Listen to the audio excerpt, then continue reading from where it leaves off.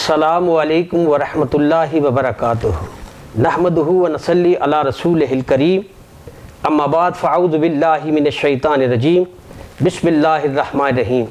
محمد جہانگیر مصطفی programme رمضان مبارک میں خوش آمدید۔ آج کے میرے مہمان خطیب اہل سنت، خطیب ذیشان، شہنشاہ خطابت، صاحبزادہ علامہ احمد حسن کریمی صاحب دامت برکاتہم العالیہ دامت برکاتہم القدسیہ آپ تشریف فرما ہے۔ رمضان المبارک کا یہ علامہ صاحب مہینہ ہے، اس کی فضیلت بیان کریں ناظرین سے۔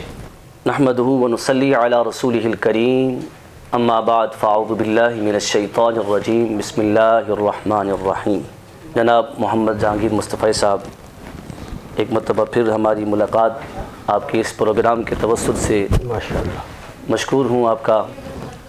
اور جیسا کہ آپ نے سوال کیا رمضان المبارک کے متعلق، تو جناب اس ماہ مبارک کے بارے میں کیا کہنا، یہ سمجھ لیں ایک نیکیوں کی بہار کا مہینہ ہے۔ سبحان اللہ سبحان۔ اور آقا کریم علیہ الصلوۃ والسلام اس ماہ مبارک کی آمد سے قبل صحابہ کرام سے نہایت فرحت اور مسرت کے ساتھ حضور یہ پوچھتے اور خوشی کے آثار حضور کے چہرے پر نمودار ہوتے۔ سبحان اللہ۔ میرے آقا فرماتے کہ اے صحابہ، تم کس چیز کا استقبال کر رہے ہو اور تمہارا کون استقبال کر رہا ہے؟ واہ واہ۔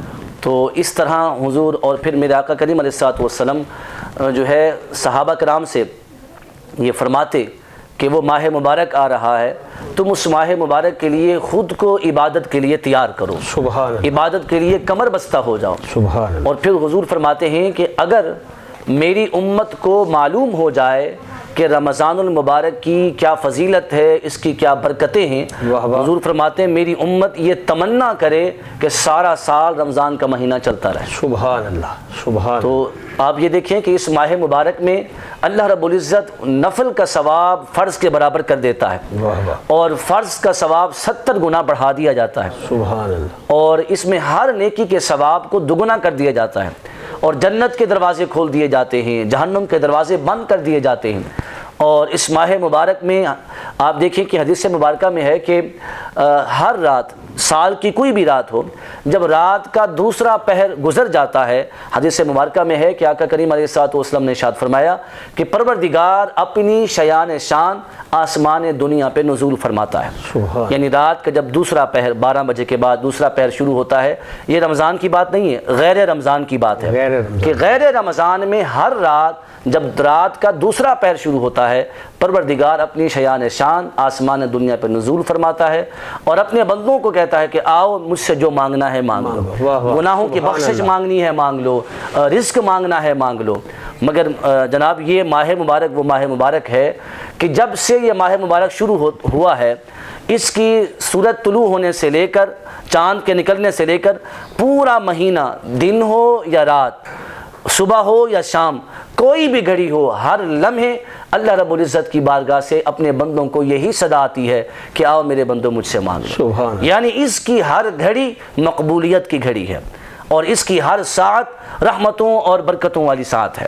سبحان۔ اور اسی طرح آقا کریم علیہ الصلوۃ والسلام نے ارشاد فرمایا کہ اللہ رب العزت نے حضرت موسیٰ علیہ السلام کی طرف وحی کی جی جی۔ اور فرمایا کہ اے موسیٰ، میں نے اپنے پیارے محبوب کی امت کو 2 تحفے عطا فرمائے ہیں جو میں نے اس سے پہلے کسی نبی کی امت کو عطا نہیں فرمائے۔ سبحان اللہ۔ تو موسیٰ علیہ السلام نے عرض کیا پروردگار وہ جو 2 تحفے آپ نے اپنے پیارے محبوب کی امت کو عطا فرمائے ہیں وہ کیا ہے؟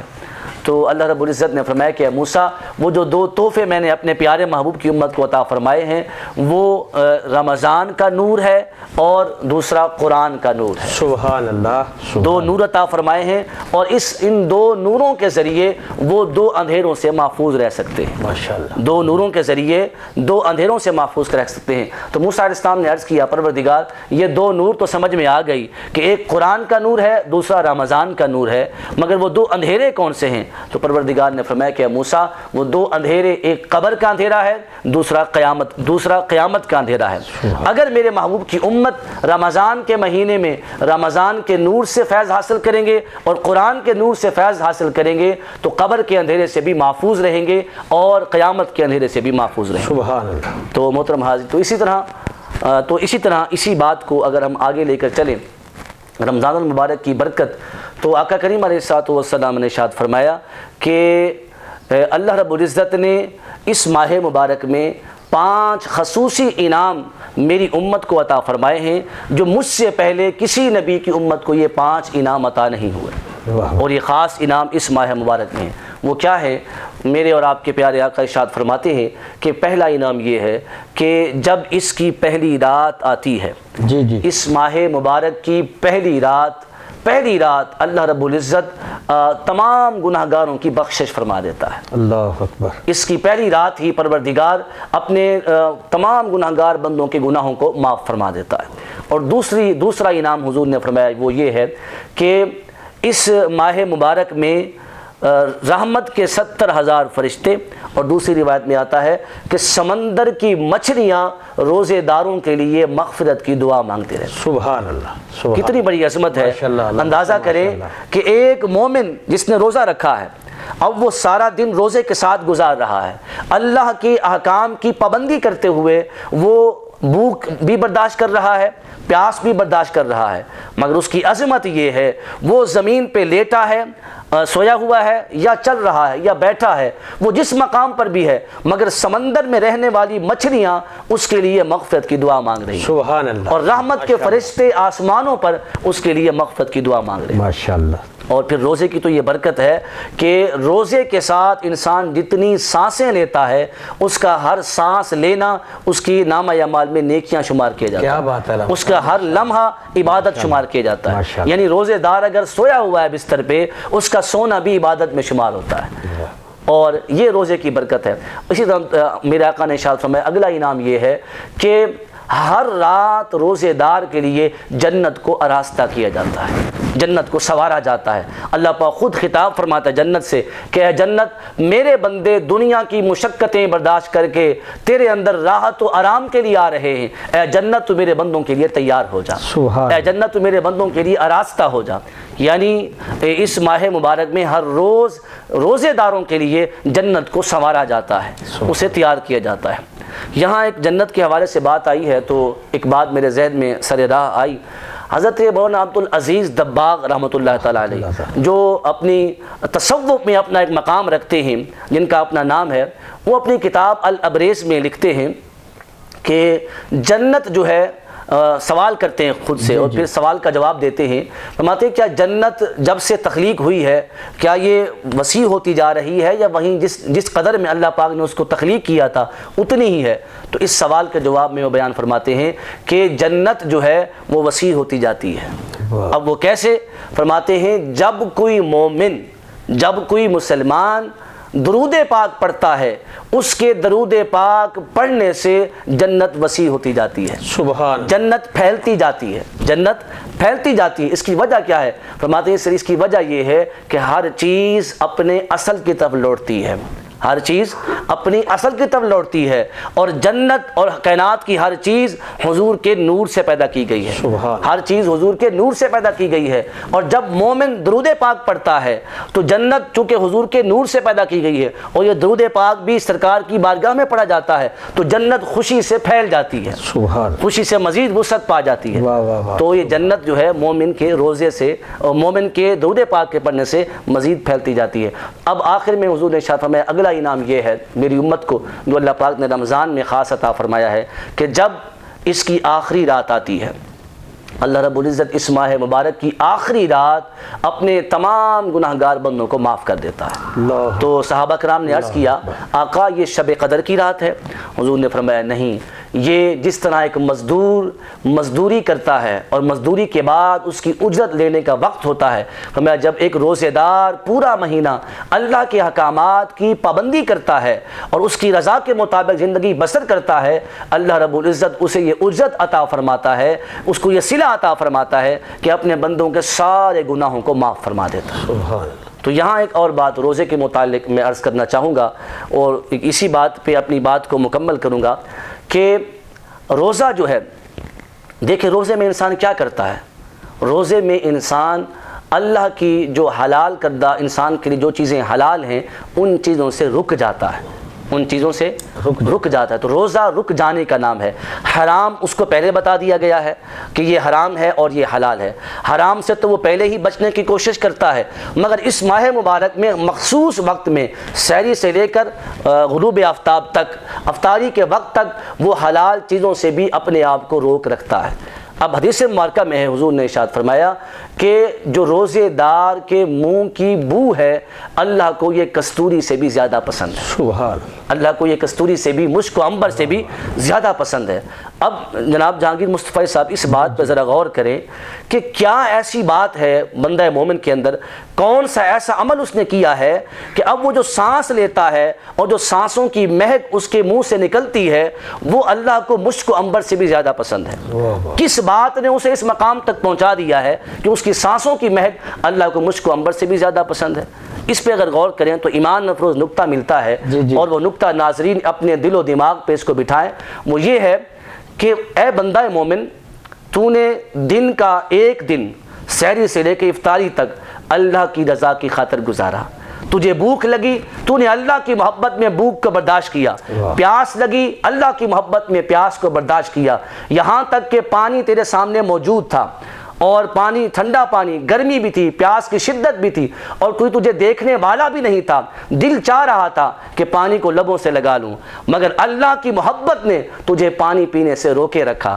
یہ جو اللہ کی محبت میں تو حلال چیزوں سے رک گیا اور اللہ کی رضا کی خاطر تو نے یہ دن گزارا, اللہ کو تیری ادا یہ اتنی پسند آئی کہ اب تو جو سانسیں لے رہا ہے, ان سانسوں سے جو مہک نکلتی ہے, جو بو نکلتی ہے, اللہ کو وہ کستوری سے بھی زیادہ پسند ہے. اب اندازہ کریں اگر ایک دن بندہ اللہ کی رضا اس کی محبت میں گزارتا ہے تو اس کی عظمت یہ ہو جاتی ہے کہ اللہ کو اس کے منہ کی بو مشک و عنبر سے زیادہ پسند ہے. اور اگر بندہ ساری زندگی اپنے رب کی احکامات کے مطابق اس کی اطاعت میں زندگی بسر کرے تو پھر بندہ مومن کی عظمت کا عالم کیا ہوگا.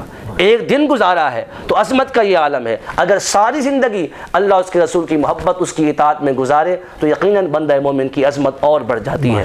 تو یہاں میں آخر میں یہی پیغام دوں گا کہ ہمیں چاہیے کہ ہم رمضان ہو یا غیر رمضان ہو, اپنی ساری زندگی اللہ اس کے رسول کی اطاعت میں بسر کریں تاکہ ہم اللہ کے محبوب بن جائیں.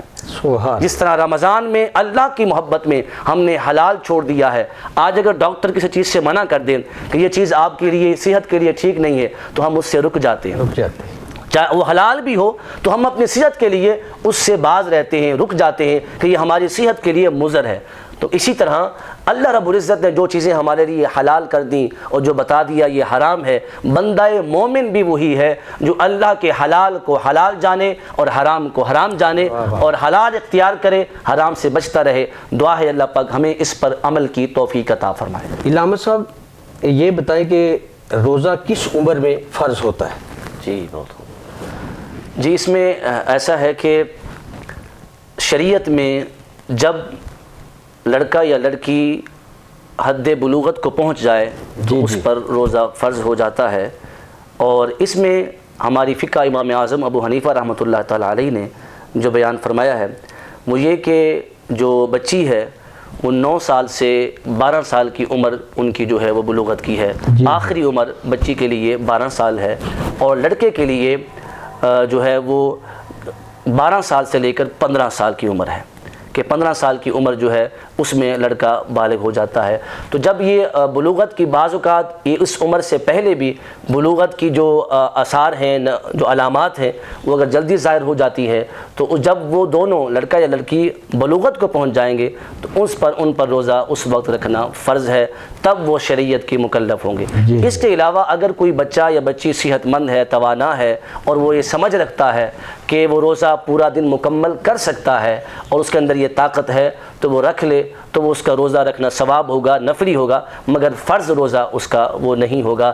فرض روزہ تبھی ہوگا جب دونوں حد بلوغت کو پہنچیں گے. ماشاءاللہ جی ماشاءاللہ. سوال کا جواب دے رہے تھے علامہ صاحب. اب بریک کے بعد میرے ساتھ بلبل باغ مدینہ صوفی جاوید اقبال قادری صاحب موجود ہوں گے. میں چھوٹی سی بریک لیتا ہوں, پھر انشاءاللہ ملتے ہیں.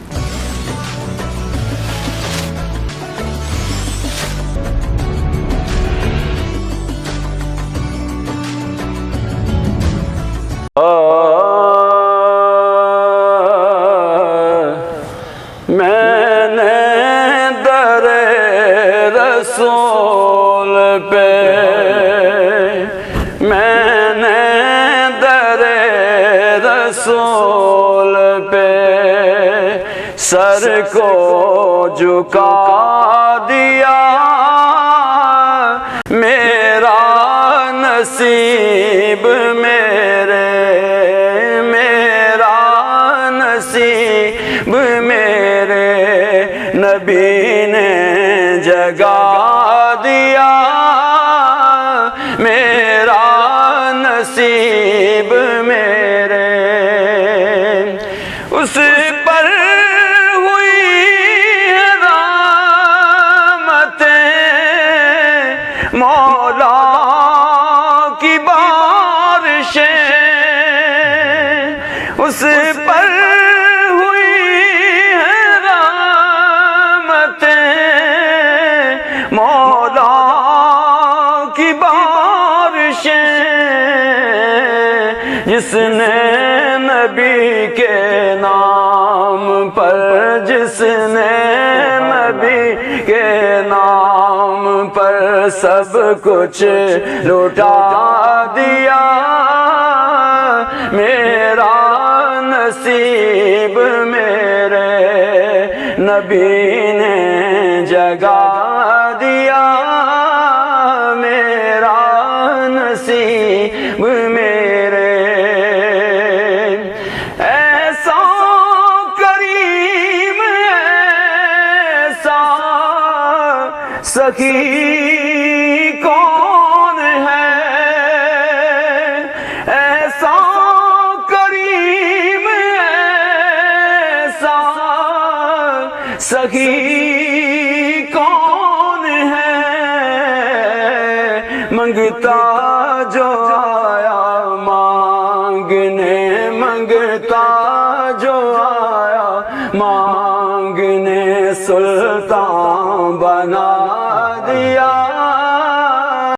منگتا جو آیا مانگنے سلطان بنا دیا، میں نے در رسول پہ سر کو جھکا دیا، میرا نصیب میرے، میرا نصیب میرے نبی نے جگا دیا، میرا نصیب میرے۔